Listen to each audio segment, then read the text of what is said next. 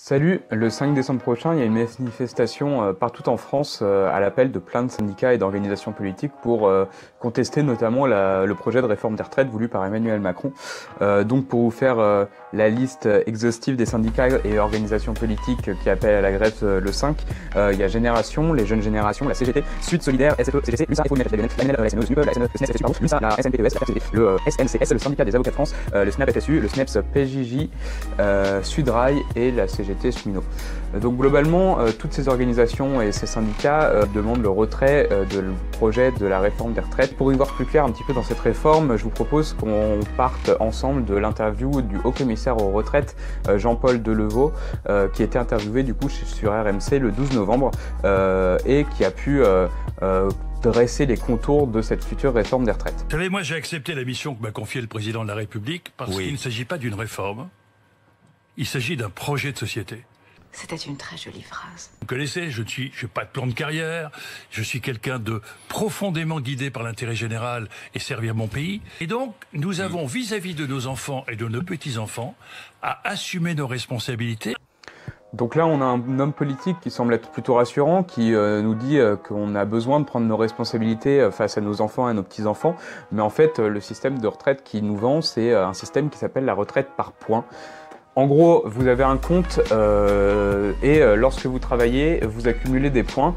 Au moment de partir à la retraite, ces points se convertiront en argent. Mettre en place un système de protection sociale du XXIe siècle qui tienne compte de tous les aléas économiques, de l'évolution du salaire, de l'évolution de la croissance.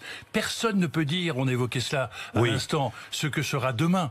Pour calculer la valeur du point au moment de partir en retraite, les gouvernements pourront utiliser différents facteurs comme la croissance, l'espérance de vie. Concrètement, si les Français vivent plus longtemps, les gouvernements pourront baisser le niveau des retraites et donc le niveau des pensions. Mais ça, c'est pas moi qui l'explique le mieux, c'est François Fillon. Des choses. Il y a trop d'hommes politiques qui jouent avec l'affaire des retraites et qui font miroiter des réformes formidables. Alors, par exemple, ce qu'on appelle les retraites par points. Servir la cause de l'équité, accompagner notre projet. Notre projet, c'est quoi? Le système par points, en réalité, ça permet une chose qu'aucun homme politique n'avoue. Ça permet de baisser chaque année le montant des points, la valeur des points, et donc de diminuer le niveau des pensions. Il s'agit d'un projet de société.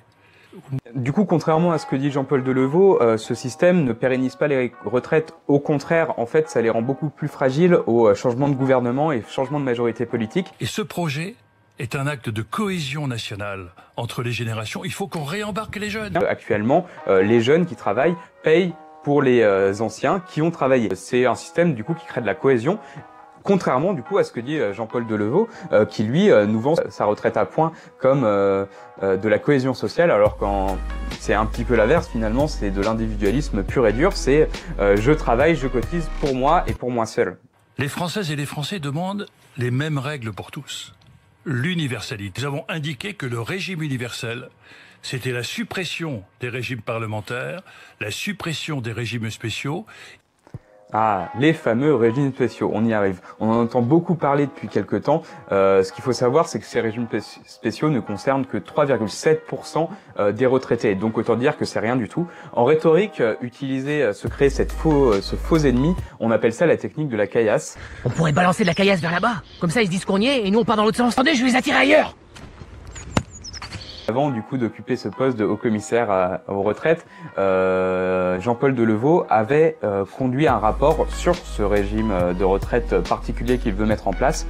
C'est indiqué dans mon rapport. Et du coup, si on écoute uniquement les recommandations de ce rapport, il est précisé que les jeunes nés en 1990 devraient travailler jusqu'à 66 ans pour avoir leur taux plein.